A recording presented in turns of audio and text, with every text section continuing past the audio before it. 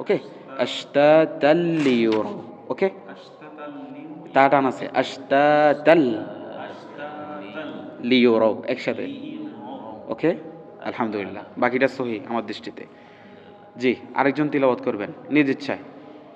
নিজ ইচ্ছা না করলে আমরা বলবো। এখানে লজ্জা শরম কিছু নাই, আমরাই, ঠিক আছে। আমাদের যদি একটু ভুল থাকে, এই ভুলটা যদি আমি আজীবন বহন করে যাই, এটা ভালো হবে না? আমার একটু ভুল থাকলে এটা আজকের এই মজলিসে এই বৈঠক থেকে যাওয়ার আগে ঠিক হয়ে যায়, কোনটা ভালো হবে? জি, বলেন। أعوذ بالله من الشيطان الرجيم. بسم الله الرحمن الرحيم. إذا زلزلت الأرض زلزالها وأخرجت الأرض أثقالها وقال الإنسان ما لها يومئذ تحدث أخبارها بأن ربك أوحى لها يومئذ يصدر الناس أشتاتا ليروا أعمالهم فمن يعمل مثقال ذرة خيرا يره ومن يعمل مثقال ذرة شرا يره। মাশাআল্লাহ। ভাই, তিলাওয়াতের ব্যাপারে কোনো কথা আছে আব্দুল সবুর ভাই? ভাত তেলাওয়াতটা মোটামুটি সহি আছে, ওই কিছু কিছু জায়গায় একটু টান, সাররাই এরা এই দুই জায়গায় একটু টান হয়ে গেছে। হ্যাঁ, আসলে এই জায়গায় টান নাই। ইয়ারহ, ইয়ারহ, ঠিক আছে, মানে ইয়ারহ একসাথে হয়ে যাবে, ইয়ারহ। ওকে, হয়েছে মাশাআল্লাহ, মোটামুটি ঠিক আছে। দুই এক জায়গায় মাখরাজ একটু মাখরাজের একটু সমস্যা খেয়াল আছে। করবেন, বিশেষ করে সোয়াদ, সোয়াদের উচ্চারণটা, বেশি বেশি তেলাওয়াত করতে হ্যাঁ, হবে। এটা একটু বেশি তেলাওয়াত করলে হয়ে যাবে আর কি, ঠিক আছে। হ্যাঁ, আচ্ছা, আরেকজন এই পাশ থেকে একজন সূরা জিলজাল। জি। أعوذ بالله من الشيطان الرجيم. بسم الله الرحمن الرحيم. إذا زلزلت الأرض زلزالها وأخرجت الأرض أشقالها وأخرجت الأرض أثقالها وقال الإنسان ما لها وقال الإنسان ما لها يومئذ تحدث أخبارها بأن ربك أوحى لها يومئذ يصدر الناس أشتاتا ليروا أعمالهم فمن يعمل مثقال ذرة خيرا يره ومن يعمل مثقال ذرة شرا يره। মাশাআল্লাহ। বাইরে তিলাওয়াতে কোনো কথা আছে? আর কোনো? হ্যাঁ, আরেকটা জায়গায় সমাজ আছে ইয়াউমাইজিন তু হাদ্দিস। হ্যাঁ, এটা আছে হা হবে গলার ভিতরে। হ্যাঁ, আপনি হা তো হাদ্দিস হয়ে গেছে, এটা তো হাদ্দিস বড় হা। আর ওই যে গুন্না একফা, আপনি একফা গুন্না করছেন ইয়াউমাইজিন তো না, কোন জায়গায় জানো, জাররাতুন। আমাল মিসকালা জাররা তিন হবে, আপনি বলছেন তিন গুন্না করছেন। হ্যাঁ, ওটা গুন্না হবে না। ইজহার মানে কি স্পষ্ট করা, এটা স্পষ্ট হবে। আচ্ছা, বাইরে তিলাওয়াতটা মাশাআল্লাহ অনেক সুন্দর হয়েছে। দুই এক জায়গায় মাখরাজ ভুল হয়ে গেছিল, উনি সাথে সাথে আবার সঠিক করে তিলাওয়াত করছে। হ্যাঁ, এটা একটা ভালো দিক যে উনি এটা বুঝতে পারতেছে যে আমার ভুল হয়ে গেছে, এজন্য উনি সঠিকটা রিপিট করছেন। আর দ্বিতীয় বিষয় হচ্ছে ইকফার যে কায়দাটা আছে এটা বলে দিই। ইকফাটা হচ্ছে এই যে যেমন উনি জাররাতিন যেটা করছে, এটাকে বলা হয় ইকফা। ইকফা মানে গোপন করিয়া গুন্না করা। হ্যাঁ, তো এখন ইকফা হচ্ছে নুন সাকিন বা তানবিন, দুই জবর দুই জের দুই পেশ, অথবা জজমওয়ালা নুনের পরে যদি ইজহারের হরফ ব্যতীত অন্য হরফগুলো আসে, তখন ইকফা করতে হয়। তার মানে ইজহারের হরফ ব্যতীত মানে তাহলে ইজহারের হরফ কোনগুলা? 6টা হরফ। কি কি কেউ বলতে পারবেন? হামজা হা খ আইন গইন, হামজা হা খ আইন গইন, আর একটা হচ্ছে আচ্ছা, একটু সুবিধা হয়, হ্যাঁ আপনি জোরে বলেন। হামজা হুম হুম হামজা হা হা আইন হা হুম ওয়াইন খ খ, এই 6টা হরফ। হামজা হা, তাহলে হ্যাঁ, হামজা হা, আইন হা, হামজা হা আইন হা গাইন খ, আইন হা। এই 6টা হরফ যদি নুন সাকিন বা তানবিনের পরে আসে, সেক্ষেত্রে জাররাতিন গুন্নাটা হবে না, স্পষ্ট করিয়া জাররাতিন খায়রান ইয়ারা। কথা বুঝতেছেন? তার মানে এই 6টা হরফ ব্যতীত অন্য যে কোনো হরফ আসলে তখন কি করতে হবে? ইকফা করতে হবে। এখানে এখানে একটা ভালো দিক হচ্ছে, 2টা আয়াত আছে, 2টা আয়াতের একটাতে জাররাতিনে ইকফা আছে, একটাতে ইকফা নাই, মানে পরের আয়াতটাতে ইকফা আছে। হ্যাঁ, খ চলে আসার কারণে ইকফাটা হচ্ছে না। খেয়াল করেন, আমি একটু বলি। فَمَن يَعْمَلْ مِثْقَالَ ذَرَّةٍ خَيْرًا يَرَهُ। ইকফা করছি আমি? করি নাই। পরের আয়াতটা দেখেন, وَمَن يَعْمَلْ مِثْقَالَ ذَرَّةٍ شَرًّا يَرَهُ। এখানে ইকফা করছি? হ্যাঁ, আমার মনে হয় বিষয়টা আপনার ক্লিয়ার হয়েছেন যে নুন সাকিন বা তানবিনের পরে যে ক্ষেত্রে ইকফা করতে হয়, সেখানে আমরা ইকফা করব না তখন যখন এরপরে কয়টা হরফ থাকবে? 6টা। সেগুলো কি? হামজা, হা, আইন, হা, গইন, খ। এগুলোকে বলা হয়, এই 6টা হরফকে বলা হয় ইজহারের হরফ। ইজহার মানে হচ্ছে স্পষ্ট করা। এই ইজহার হচ্ছে গুন্না না করে পড়া। কথা বুঝতেছেন? আচ্ছা, তাহলে আমাদের গেল। এবার হচ্ছে আমরা একজনের কাছ থেকে অর্থ শুনতে চাইব। অর্থ অর্থ কেউ যদি চাইলে তিলাওয়াত পাশাপাশি অর্থ সহ বলতে পারেন, অথবা শুধু অর্থটা বলতে পারেন। কে বলবেন? যারা তেলাওয়াত করছেন তারা বাদে তারা বাদে, এতক্ষণ মানে এ পর্যন্ত যারা করে ফেলছেন, অর্থটা বলেন। পড়ছেন না? দেখে দেখে অর্থ দেখি বলবো নাকি? আন্দাজে হলে ভালো হয়। না দেখে বলতে পারবেন না? আচ্ছা, দেখেই বলেন। ভালো ইলিয়াস। এক এক আয়াত পড়ো আর জি, আমরা বেশি সময় নিব না। জি, বলেন। আউযু বিল্লাহি মিনাশ শাইতানির রাজিম। বিসমিল্লাহির রহমানির রহিম। পৃথিবী যখন আপন কম্পনে প্রবলভাবে কম্পিত হইবে, হুম, এবং পৃথিবী যখন তাহার ভার বাহির করিয়া দিবে, হুম, এবং মানুষ বলিবে, ইহার কি হইল? সেই দিন পৃথিবী তাহার বৃত্তান্ত বর্ণনা করিবে। কারণ তোমরা প্রতিপালক তাহাকে আদেশ করিবে। তোমার প্রতিপালক। কারণ তোমার প্রতিপালক জি। তাহাকে আদেশ করিবে। সেই দিন মানুষ ভিন্ন ভিন্ন দলে বাহির হইবে, যাহাতে উহাদেরকে উহাদের কৃতকর্ম দেখানো হয়। এখানে দেখানো যায়। জি, হ্যাঁ বলেন, আপনি আমারটা বলে যান।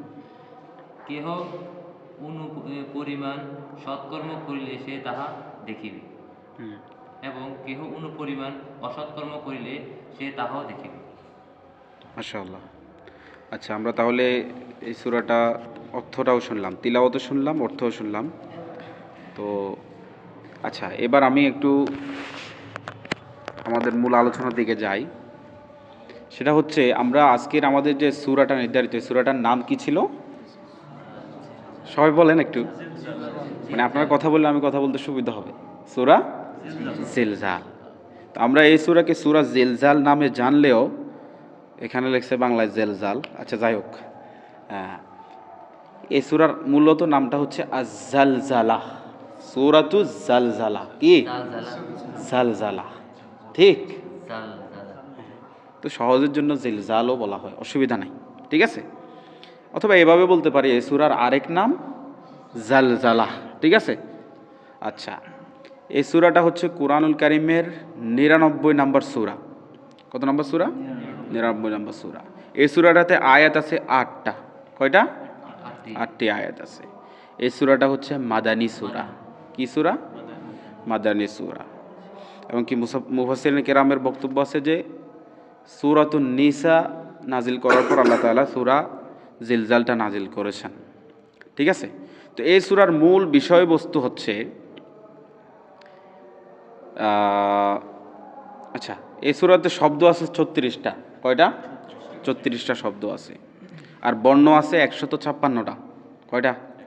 156। এই সূরা যদি কেউ ভালোভাবে তিলাওয়াত করে, তাহলে 156 দিয়ে গুণ দেন তো কত হয়? 1560 নেকি পাবে। সুবহানাল্লাহ বলেন। হ্যাঁ, তাহলে এই সূরার মূল বিষয়বস্তু হচ্ছে কিয়ামতের দিবসের যে ভয়াবহতা, কিয়ামতের দিবসের যে চিত্র, কিয়ামতটা কিভাবে ঘটবে তার একটা স্বরূপ চিত্র এই সূরায় উঠে এসেছে। কুরআনুল কারীমে আল্লাহ তাআলা অনেকগুলো সূরা নাজিল করেছেন না?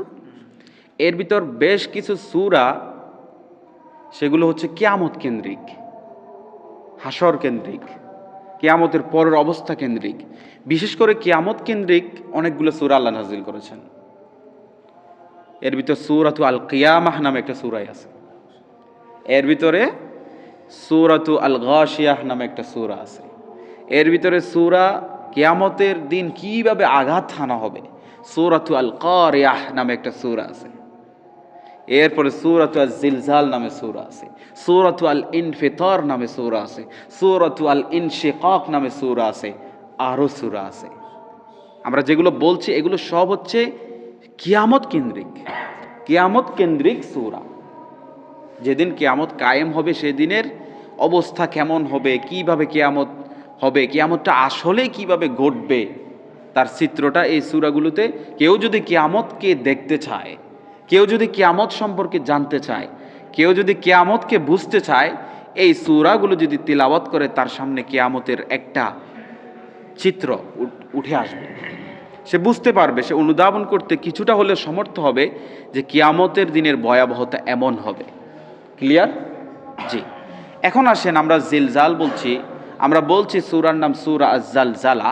তো এই জালজালা জিলজালের অর্থ কি কেউ বলতে পারবেন? বলেন, একটা বলেন। আচ্ছা, আপনারা একটা বলেন। আপনারা পড়েন নাই? ভূমিকম্প 2-1 দিন আগেই তো ঘটলো। আর্থকুয়েক, ইংলিশে কি বলে? আর্থকুয়েক, ভূমিকম্প। এই ভূমিকম্পের নাম হচ্ছে জালজালা, প্রবলভাবে ঝাড়া দেয়া, নাড়ানো, এটাকে বলা হয় ভূমিকম্প। 5.5 থেকে 7 মাত্রা ভূমিকম্প হয়েছে। ঢাকা শহরের বড় বড় দালান কোঠাগুলো দোলনার মতো দোল খাচ্ছে। আর 1-2 সেকেন্ড বা 5 সেকেন্ড থাকলে অনেক বিল্ডিং। ঢাকা বিশ্ববিদ্যালয় 15 দিনের ছুটি ঘোষণা করছে, আমাদের সামনেই চিত্র। ভূমিকম্প, আগে আমরা শুনতাম যে ভূমিকম্প হবে, হুজুররা ওয়াজ করতো যে কিয়ামতের অসংখ্য আলামত আছে। একটা সত্য কথা, কিয়ামতের আগে কিছু বিষয় ঘটবে, এগুলো ঘটার পরে কিয়ামত হবে, ঘটার আগে নয়। তো এগুলোর ভিতর একটা হচ্ছে কিয়ামতের আগে ভূমিকম্প বেড়ে যাবে। কি বেড়ে যাবে? তো আমরা আগে শুনতাম জাপানে ভূমিকম্প হয়, ওখানে ভূমিকম্প হয়, সেখানে ভূমিকম্প হয়। নেটওয়ার্ক ভালো ছিল না, ইন্টারনেট কানেকশন সবার হাতে মোবাইল ছিল না, এই জন্য দেখতে পারতাম না। এখন আমাদের সামনে ঢাকা শহরে ঘটতেছে আর আমি এখানে বসে দেখতেছি কিভাবে ভূমিকম্প ঘটতেছে। এগুলো আরো বেশি পরিমাণে বেড়ে যাবে কিয়ামতের আগে। মানে কিয়ামতের যে সাইন আছে, সাইনগুলো আছে, এগুলোর ভিতর দ্য মোস্ট ওয়ান্টেড সাইন হচ্ছে আর্থকুয়েক। এটা ঘটবে, আর এটা ঘটতে ঘটতে এগুলো যে 5 থেকে 7 মাত্রা হয়েছে, আবার এটার আফটার শক হয়েছে 5.3। এখন এটা যদি 10 মাত্রা হয়, 9 মাত্রা হলে ঢাকা শহর কি ভ্যানিশ হয়ে যাবে। এখন আমরা যে মাত্রা দিচ্ছি, আমাদের বিজ্ঞান, আমাদের বিজ্ঞানীরা, ইঞ্জিনিয়াররা একটা মাত্রা তৈরি করতেছে, এই মাত্রা হলে এমনটা ঘটতে পারে, এই মাত্রা ক্রস করলে এমনটা ঘটবে। এখন এই যে মাত্রাটা আমরা নির্ধারণ করছি, এখন কিয়ামতের দিন যে ভূমিকম্পটা হবে এটার কোনো মাত্রা নির্ধারণ করার কোনো সুযোগ, মানে অসীম প্রবল মহাকম্পন, মানে এটার সর্বোচ্চ লিমিট যেটা আছে সেদিন সেটা প্রয়োগ হবে। এই জন্য সূরাতুল হাজ্জে আল্লাহ তাআলা বলেছেন, ইয়া আইয়ুহান নাসুত্তাকু রাব্বাকুম ইন্না জালজালাতাস সাআতি শাইউন আযীম। যে হে মানুষ, তোমরা তোমাদের রবকে ভয় করো যেভাবে ভয় করা দরকার, কারণ কিয়ামতের দিনের যে ভূমিকম্পটা, ওখানে ইন্না জালজালা শব্দটা আসছে, খেয়াল করছেন? ইন্না জালজালাতাস সাআতি শাইউন আযীম, কিয়ামতের দিন যে মহাকম্পনটা হবে, মহা ভূমিকম্পটা হবে, সেটা হবে শাইউন আযীম, এক মহাকাণ্ড, যে কাণ্ড পৃথিবী এর আগে দেখে নাই, যে ভূমিকম্পর মাত্রা পৃথিবী এর আগে হিসাব করে নাই।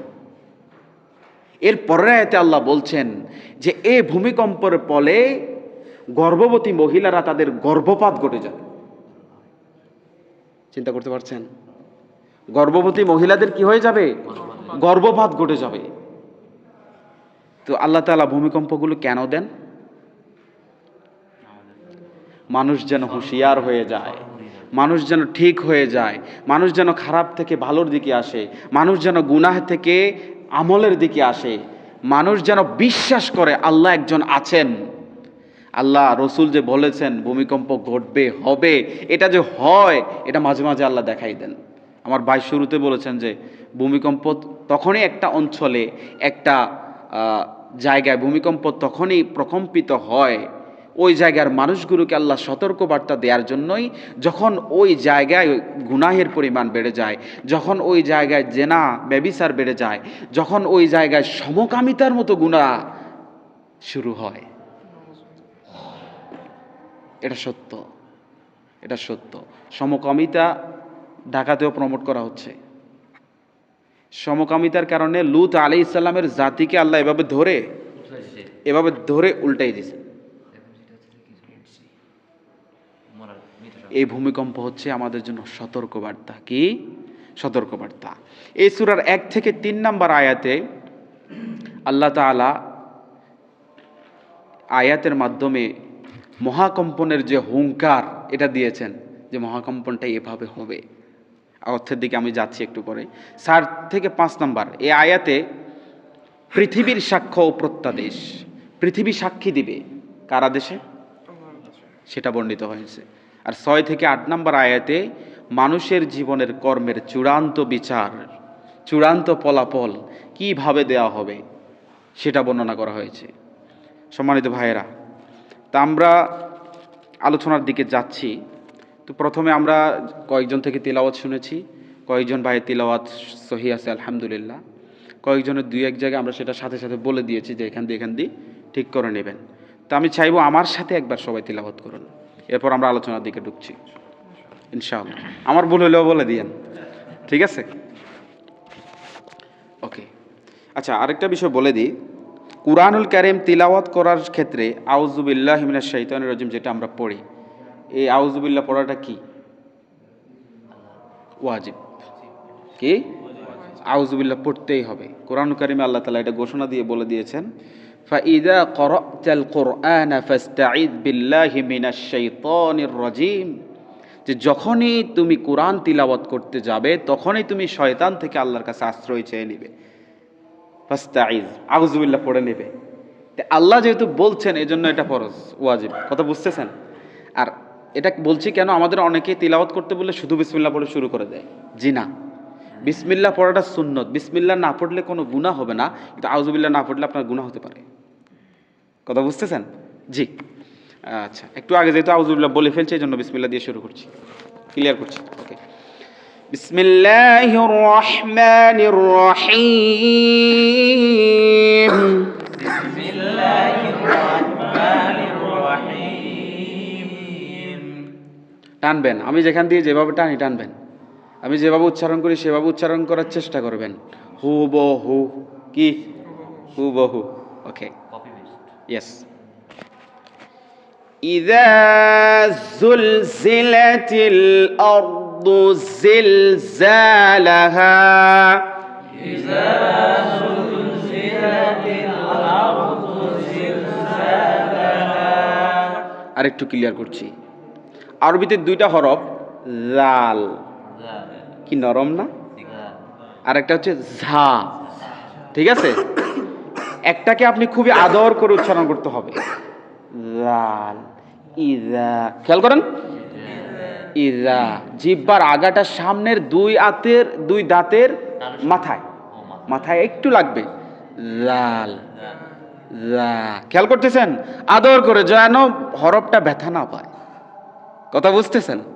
তাহলে ইদা বলেন, এই জায়গা থেকে 3টা হরফ উচ্চারণ হয়। এটাকে বলা হয় মাখরাজ, যেখান থেকে হরফের উৎপত্তি হয়, যেখান থেকে হরফ বের হয়। একই মায়ের 3 সন্তান হয় না? হয়। একই জায়গা থেকে 3টা হরফ বের হয়েছে, মাখরাজ। এখান থেকে 1 নম্বরে ল, ল, ত, জ।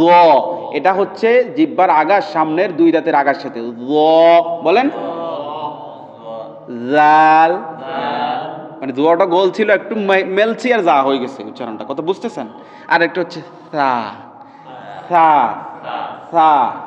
3 নোক্তাওয়ালা 2টা হরফ আছে আরবিতে, একটার উচ্চারণ হচ্ছে সা, শুধু একটু বাতাস বের হচ্ছে এখান দিয়ে।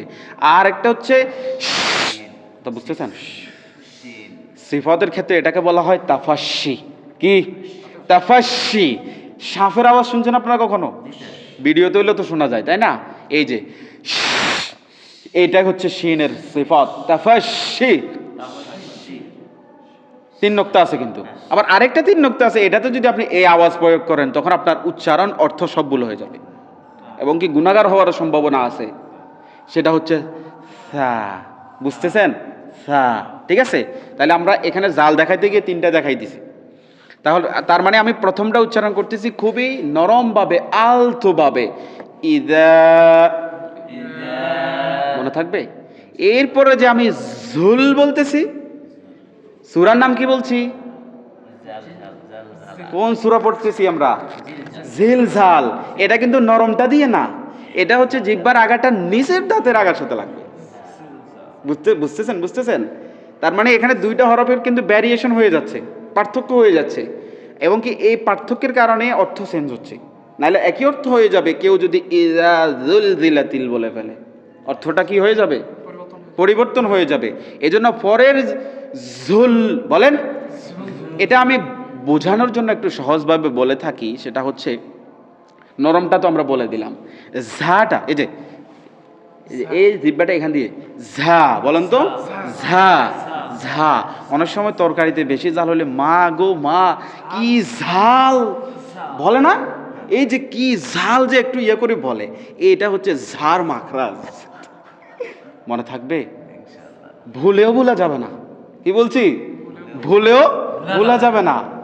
তার মানে হচ্ছে জুলজিলাতিল, একই মাখরাজ, একই মাখরাজ। প্রথমটা নরম ছিল, জুলজিলাতিল আরদু। আবার জিলজালাহা। মাশাআল্লাহ। এবার আমি পুরো এটা একসাথে আবার বলবো, ঠিক আছে? জি, সবাই খেয়াল করে। ইযা যুলজিলাতিল আরদু জিলজালাহা। ইযা যুলজিলাতিল আরদু জিলজালাহা। আবার বলুন তো আপনারা। ইযা যুলজিলাতিল আরদু জিলজালাহা। এখনো একজনের, আপনাদের মধ্যে থেকে যে কোনো একজনের, আমি কিন্তু বুঝতে পারতেছি ঝাটা স্পষ্ট আসতেছে না। কার? আপনি খেয়াল করে নেন, ঠিক আছে? জুলজিলাতিল আরদু জিলজালাহা।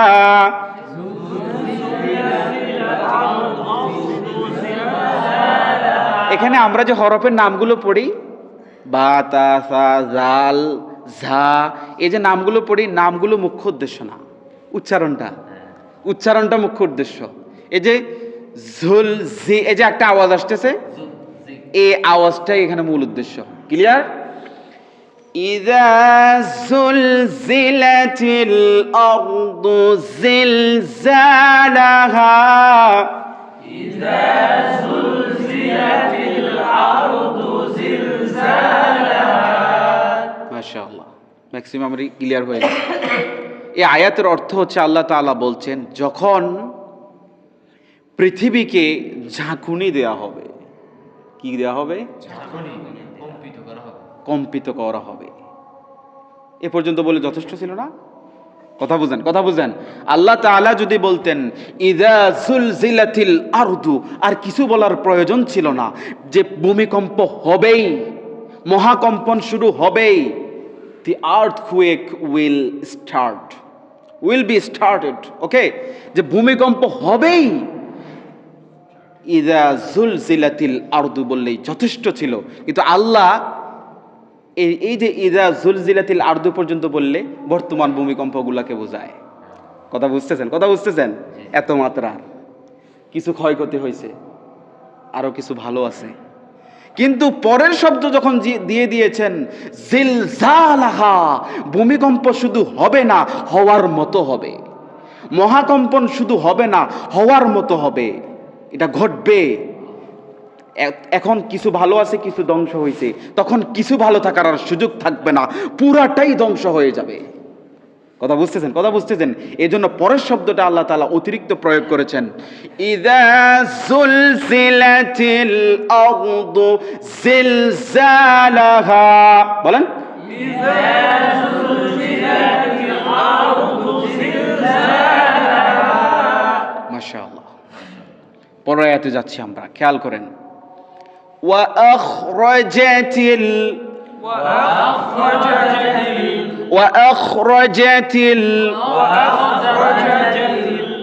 আরবিতে তামিজুল হুরুফ বলে একটা কথা আছে।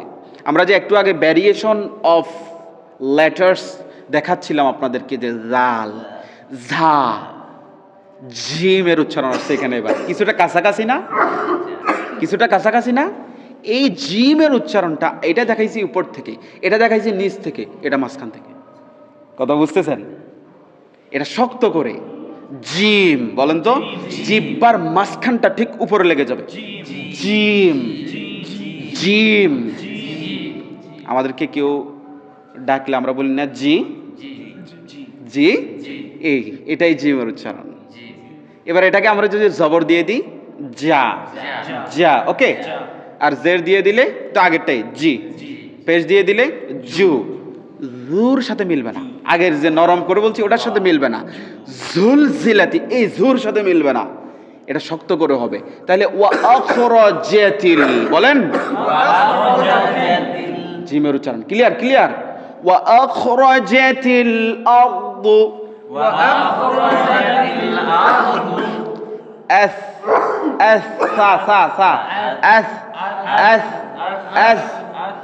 এই মাথাটা শুধু একটু লাগছে, খেয়াল করছেন আপনারা? You have to follow me, okay? Yes.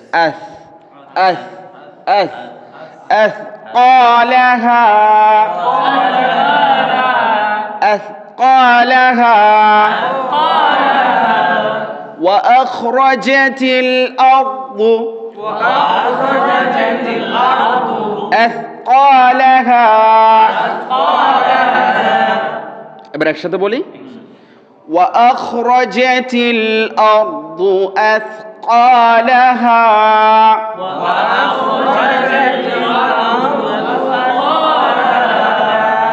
মাশাআল্লাহ। আরেকবার বলুন তো আপনারা।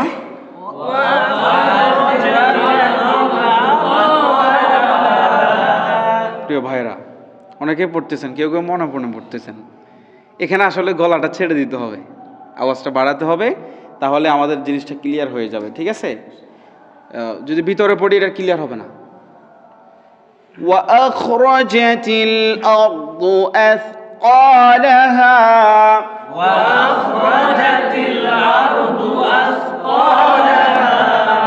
দুই নম্বর আয়াতে আল্লাহ রব্বুল আলামিন ঘোষণা দিচ্ছেন। প্রথম আয়াতে বলেছেন ভূমিকম্প হবে ভূমিকম্পের মতো, কম্পন হবে মহাকম্পনে, ওকে। দুই নম্বর আয়াতে আল্লাহ বলছেন এই মহাকম্পনের ফলে কি ঘটবে। ওয়া আখরাজাতিল আরদু, আখরাজা শব্দের আরবি অর্থ হচ্ছে বের করে দেয়া। ওয়া আখরাজাতিল আরদু, জমিন, আরদু মানে জমিন, আরদু মানে পৃথিবী, আরদু মানে ভূমি, সাগর নয়। ওয়া আখরাজাতিল আরদু, যে জমিন সেদিন বের করে দিবে, জমিন সেদিন কি করে দিবে? বের করে দিবে। আসকালাহা, সেকলুন মানে হচ্ছে বোঝা, সেকলুন মানে হচ্ছে ভারী, ভারী জিনিস। জমিন সেদিন তার সমস্ত ভার বের করে দেবে। জমিন সেদিন তার পেটে যে সমস্ত বিষয় আছে সবগুলো বের করে দেবে। যত মানুষ আদম থেকে শুরু করে কিয়ামত পর্যন্ত পৃথিবীর ভূগর্ভস্থে কবরস্থ হয়েছে সবগুলোকে বের করে দিবে। যত সোনাদানা জহরত সম্পদ জমির ভূমির তলে ভারত নিয়ে অবস্থান, মানে স্বর্ণের খনি, রূপার খনি, গ্যাসের খনি, ফসিল ফুয়েল থেকে শুরু করে যত কিছু আছে ভূমি সেদিন বের করে দেবে। কি করে দেবে? এটা হচ্ছে ওয়া আখরাজাতিল আরদু আসকালাহা। এটার মূল ব্যাখ্যা হচ্ছে মানুষ সেদিন কবর থেকে বের হয়ে যাবে, বাকিগুলো তো হবেই, মানুষ সেদিন বের হয়ে যাবে। এটা আমাদের মূল বুঝের বিষয়। মানুষ সেদিন বের হয়ে যাবে যারা কবরস্থ হয়েছে। কিয়ামত, আমরা বলছিলাম কিয়ামত ঘটবে।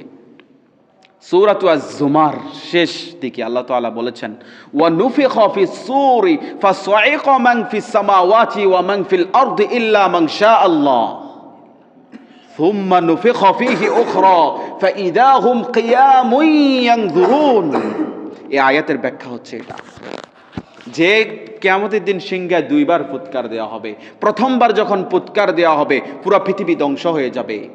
ভূমিকম্প কিন্তু ফুৎকারের পরপরই শুরু হবে। ভূমিকম্প হবে, প্রবল বেগে আপনার বাতাস বইবে। এই বাতাস আল কারিয়াতু মাল কারিয়াহ ওয়া মা আদরাকা মাল কারিয়াহ, প্রবল বেগে যে বাতাস বইবে, পাহাড়গুলো তুলার মতো উঠতে থাকবে, মানুষগুলো ঘোড়ার মতো ছুটতে থাকবে, পৃথিবী লন্ডভন্ড হয়ে যাবে, আকাশ ভেঙে যাবে, তছনছ হয়ে যাবে। তখন ধ্বংস হয়ে যাবে প্রথম ফুৎকারেই।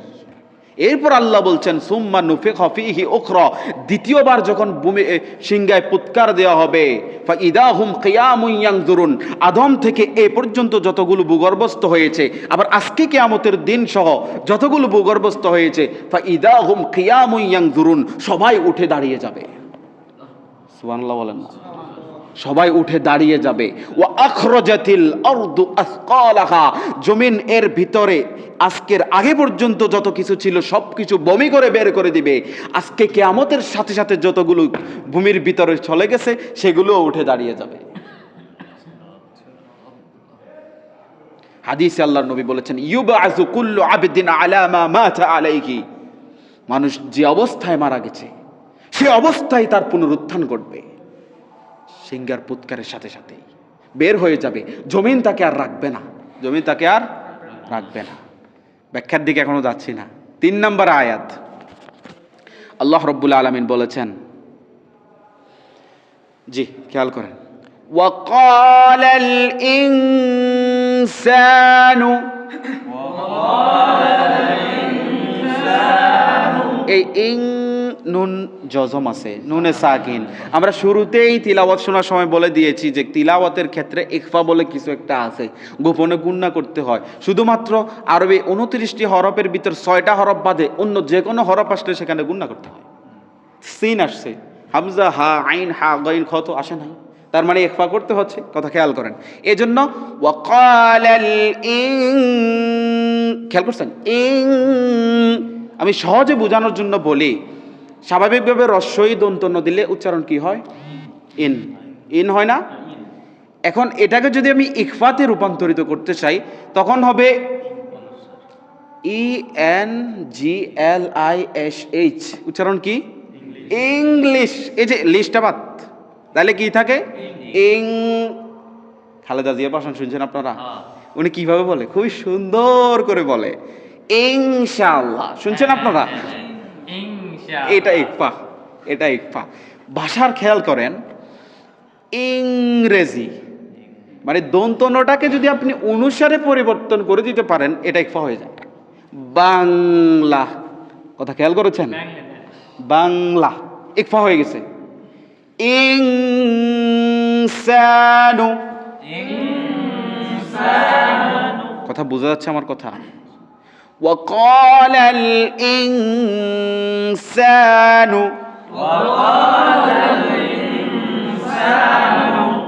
মা লাহা, আমরা যদি মালাহা বলি ভুল হয়ে যাবে, আমি শুরুতে বলে দিয়েছি। এজন্য মা লাহা, কথা বুঝতেছেন? মা লাহা وقال الإنسان ما لها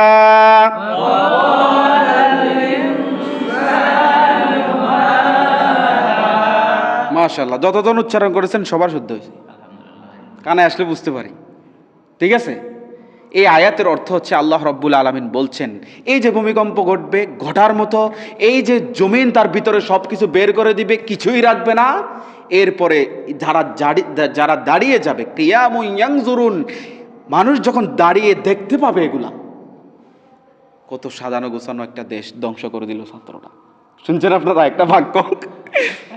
এই মানুষ স্বপ্ন দেখতো আমি কয়দিন পরে এটা করব, এই মানুষ স্বপ্ন বুনতো আমি দালান কোঠা গড়বো, এই মানুষ স্বপ্ন গড়তো আমি পৃথিবীকে এভাবে সাজাবো। আজকের সাজানো গোছানো পৃথিবীটা লন্ড বন্ড, জমিনটা তছনছ, আকাশটা ব্যঙ্গে ছুড়ে নক্ষত্রগুলো ছুটে পড়ে গেছে, পৃথিবী আর পৃথিবী নাই। এটা দেখার পর মানুষ সেদিন নিজের অজান্তে এসে বলে ফেলবে ওয়াকালাল ইনসানু মা লাহা, আজকে এই পৃথিবীর কি ঘটলো, কি হলো, আগে তো এমন হতো না। আগে তো ভোরবেলা সূর্য উঠতো, সন্ধ্যাবেলা সূর্য ডুবতো, আগে তো আমাদেরকে সূর্য মাঝখানে গিয়ে তাপ দিত, রাতের বেলা চাঁদ উঠে আমাদের পৃথিবীটাকে ঝলমল করে দিত। আজকে কি হলো পৃথিবীর, কেন এমন ঘটছে? মানুষ সেদিন প্রশ্ন করবে। কি করবে? এই প্রশ্নটা, সেম এই প্রশ্নটাই সেদিন মানুষ করবে, এই পৃথিবীর কি হলো বলেন তো, বাক্যটা বলেন তো। এটাই আরবিতে ওয়াকালাল ইনসানু মা লাহা, এই প্রশ্নটা সেদিন করবে। প্রশ্নের উত্তর দিবে কে? আল্লাহ তো উত্তর দিতে পারেন, কিন্তু ওই দিন প্রশ্নের উত্তর দিবে জমিন, ওই দিন প্রশ্নের উত্তর দিবে পৃথিবী, ওই দিন প্রশ্নের উত্তর দিবে এই ভূমিটা। এখন চিন্তা আসতে পারে, কি ভূমি কথা বলতে পারে? মাটি কখনো কথা বলতে পারে? এর আগে মানুষ বা আমরা নিজেরাও আরে ভূমিকম্প বলে কিছু একটা আছে আর কি, এটা এখন দেখলাম ঢাকা শহরে ঘটে গেছে। আমি ইসলাম বিশ্ববিদ্যালয় থেকে যতটুকু অনুভূত করতে পারি নাই, ঢাকাতে যারা ছিল তাদের সাথে একটু কল দিয়ে একটু কথা বলে দেখেন, দোতলা থেকে লাফ দিছে ঢাকা বিশ্ববিদ্যালয়ের ছাত্র, দেখছেন? লাফ দিয়ে ফায়ার কি ছিটে গেছে। কম কিন্তু দেখেন যারা এটাতে আমাদের দেশে করছে, এই জন্য উদাহরণটা বারবার দিচ্ছি। মানুষ ছুটতে থাকবে, একটু আগে বলছি না, ঘোড়ার মতো ছুটতে থাকবে জীবনের ভয়ে। ওয়াকালাল ইনসানু মা লাহা। এবার ভূমি কিভাবে কথা বলবে? জি, এটা সম্ভব, আল্লাহ তাআলা তাকে কথা বলার তৌফিক দিয়ে দিবেন। আপনারা কি সূরা ইয়াসিনে পড়েন নাই যে কিয়ামতের ময়দানে মানুষের মুখটাকে তালা মেরে দেওয়া হবে? এটা কি আপনারা এর আগে শুনেছেন? সেদিন কথা বলবে কি? সেদিন কথা বলবে মানুষের হাত, সেদিন কথা বলবে মানুষের চোখ, সেদিন কথা বলবে মানুষের কান, সেদিন কথা বলবে মানুষের শরীরের প্রত্যেকটি অঙ্গ প্রত্যঙ্গ, শুধু মুখ ছাড়া। কারণ মুখ সুযোগ পাইলেই মিছা কথা কয়। কথা বুঝেন না? ওই দিনও কইব সুযোগ পাইলে। এজন্য হাত কথা বলবে, সত্যটাই বলবে। এজন্য পা কথা বলবে, সত্যটাই বলবে। চোখ কথা বলবে, সত্যটাই বলবে। শরীরের লজ্জাস্থান থেকে প্রত্যেকটি অঙ্গ প্রত্যঙ্গ কথা বলবে, সত্যটাই বলবে। মুখ বন্ধ। তো যে আল্লাহ হাতকে কথা বলার তৌফিক দিতে পারেন, যে আল্লাহ পাকে, শরীরের প্রত্যেকটা অঙ্গ প্রত্যঙ্গকে কথা বলার সুযোগ তৈরি করে দিতে পারবেন, সে আল্লাহ বুঝি জমিনকে কথা বলার সুযোগ করে দিতে পারেন না? আচ্ছা, তাহলে জমিন সেদিন কথা বলা শুরু করবে। এই আয়াতটা আল্লাহ রাব্বুল আলামিন বলছেন। জি বলেন। ইয়াউমাইযিন ইকফা ইয়াউমাইযিন তুহাদ্দিসু তুহাদ্দিসু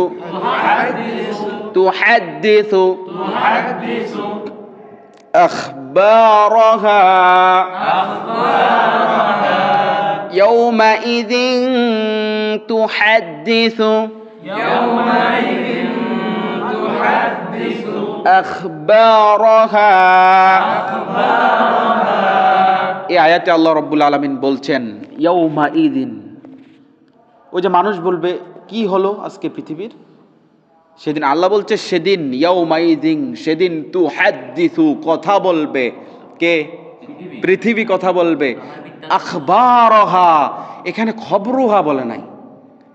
আখবারহা, মানে একটা কথা বলবে বলে নাই, যত জমা কথা আছে সব বলে দিবে। মুফাসসিরিনে কেরামগণ বলছেন যে পৃথিবীর উপরে যত কিছু ঘটছে এটা সে রেকর্ড করে রাখছে।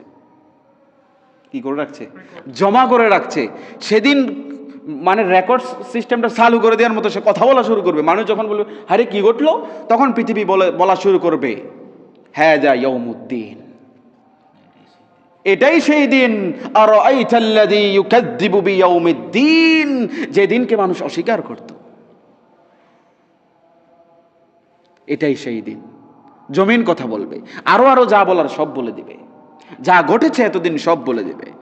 এরপরে কিভাবে বলবে, এই প্রশ্নটা মানুষ করবে। এজন্য আল্লাহ এই প্রশ্নের সুযোগ রাখেন না, উত্তর দিয়ে দিয়েছেন পরের আয়াতে। বিআন্না, বলেন তো। আগে যে গুন্নাটা করছি ওটা হচ্ছে নরমাল গুন্না, ইখফা গোপন গুন্না, এটা প্রকাশ্য গুন্না একটু বেশি। ইন্না, এই যে দেখছেন, বিআন্না রাব্বাকা আওহা লাহা বিআন্না রাব্বাকা আওহা লাহা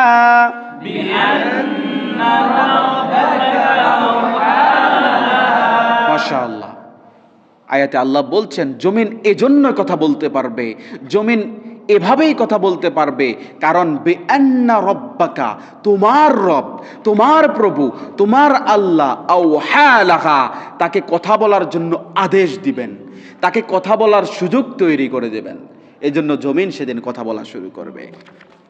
প্রিয় ভাইয়েরা, আমরা শেষ দিকে চলে যাচ্ছি। এরপরে এই সূরা এতক্ষণ পর্যন্ত আমরা আল্লাহ তাআলা যেগুলো বলেছেন যে মহাকম্পনের হুঙ্কার, আর দ্বিতীয় বিষয়টা হচ্ছে পৃথিবীর সাক্ষ্য ও প্রত্যাদেশ, পৃথিবী যে সাক্ষী দিবে। বিস্তারিত আলোচনা যেতে পারি নাই, গেলে অনেক সময় লাগতো, আমরা সংক্ষেপে বলতেছি, সময় চলে যাচ্ছে। যে এরপরে এই সূরার মাধ্যমে যে কি শিক্ষা, কি মূল জিস্ট সেটা আসতেছে যে ইয়াউমাইযিন, বলেন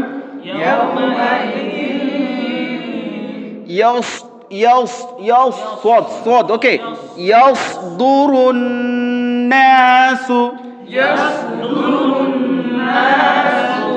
يومئذ يصدر الناس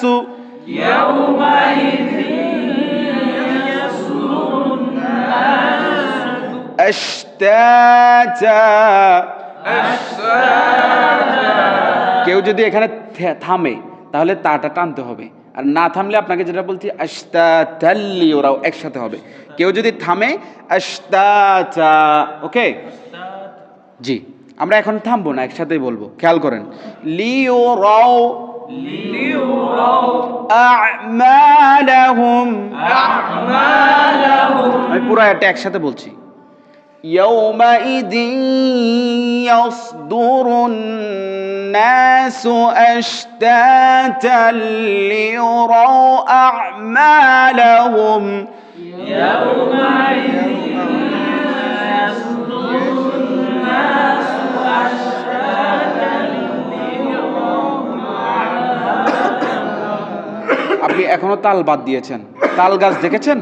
তাল গাছে তাল ধরে, আশতাতাল, ওকে জি। ইয়াউমাইযি ইয়াসদুরুন নাসু আশতাতাল লিয়ুরাউ আ'মালাহুম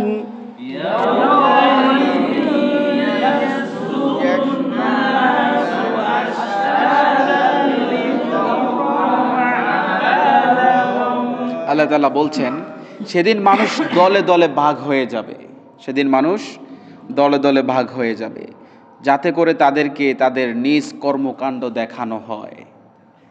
মানুষ কিন্তু দলে দলে ভাগ হয়ে যাবে। এখানে মুফাসসিরে কেরামগণ একাধিক ব্যাখ্যা করেছেন। কেউ কেউ বলেছেন যারা পাপী তারা এক ভাগ হয়ে যাবে, যারা সৎকর্মশীল তারা এক ভাগ হয়ে যাবে, যারা জান্নাতি তারা এক ভাগ হয়ে যাবে, যারা জাহান্নামী তারা এক ভাগ হয়ে যাবে। বিভিন্ন ব্যাখ্যা এসেছে। এর মোদ্দা কথা হচ্ছে ভালো মানুষগুলো ভালো ভাগে চলে যাবে, খারাপ মানুষগুলো খারাপ ভাগে, মানে অটোমেটিক্যালি তারা লাইনে দাঁড়িয়ে যাবে। কথা বোঝা যাচ্ছে? জি। এরপরে কারণটা কি? লিউরাউ আমালাহুম, কারণ সেদিন তাদেরকে তাদের আমল নামা দেখানো হবে, তাদেরকে তাদের সেদিন পূর্ণাঙ্গ রেজাল্ট পাবলিশ করা হবে। কথা বুঝতেছেন? কারো আমল নামা ডান হাতে দেওয়া হবে, কারো আমল নামা বাম হাতে দেওয়া হবে।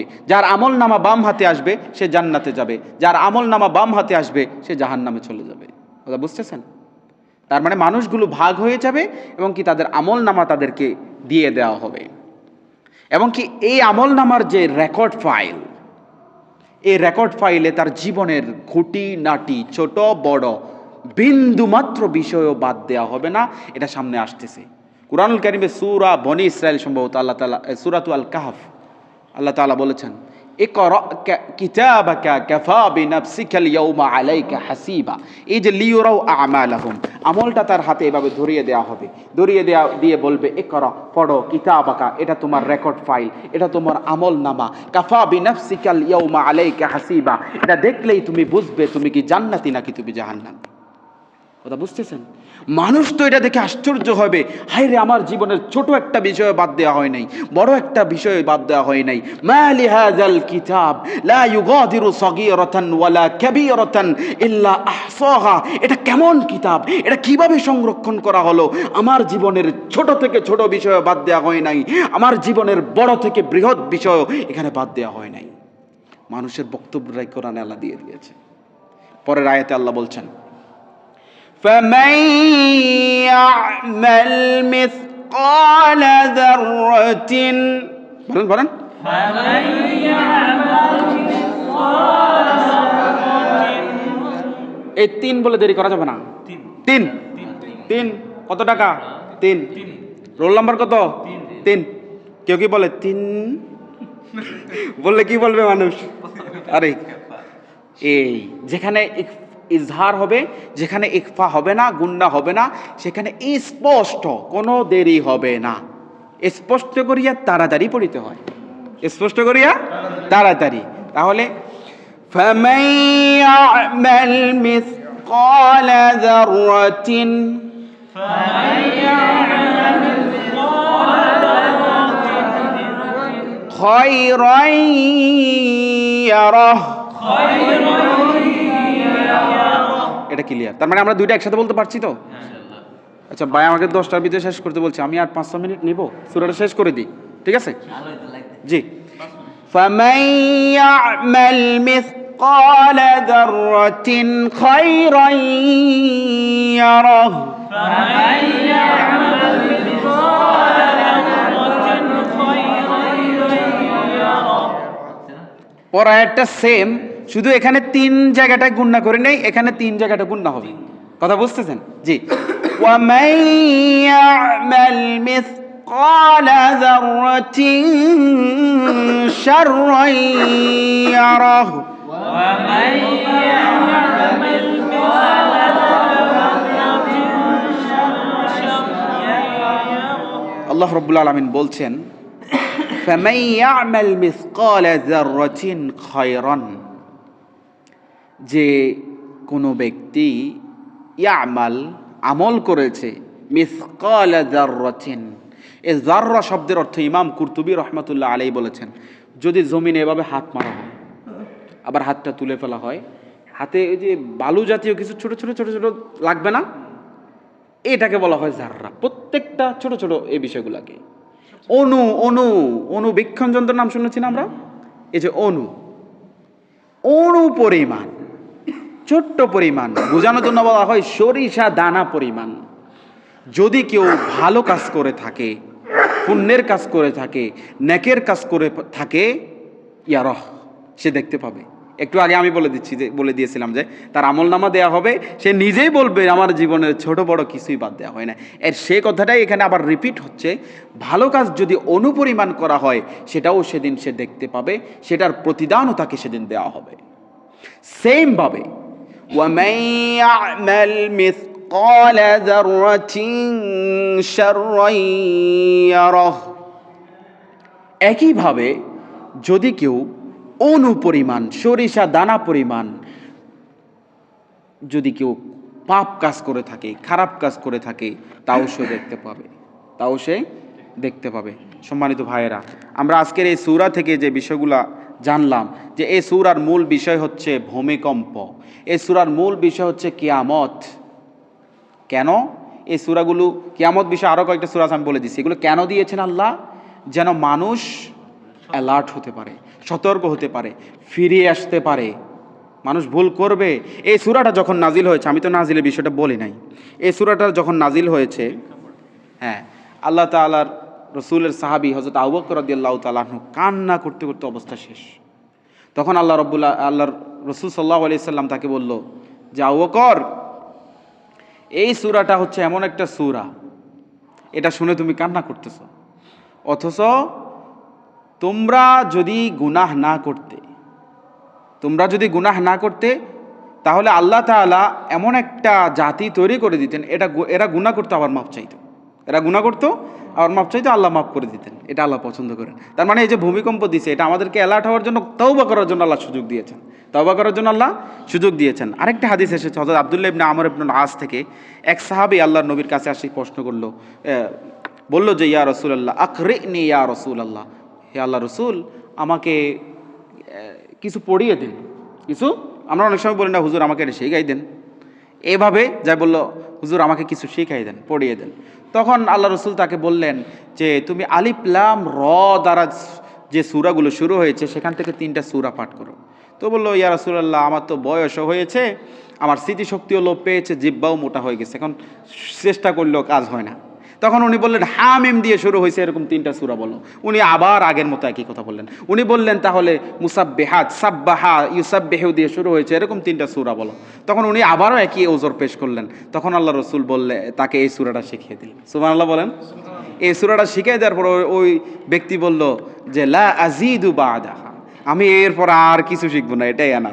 তখন আল্লাহ রসুল বললেন যে আফলাহা, এ লোক সফল হয়েছে, এ লোক যেটা বলছে এটার উপর থাকতে, অশিক্ষিত বা বয়স হয়ে গেছে, এই যদি এই সূরাটার উপর আমল করতে পারে, এই সূরাটাকে ধরে ধরে থাকতে পারে, তাহলে সে সফল। সুবহানাল্লাহ বলি। এই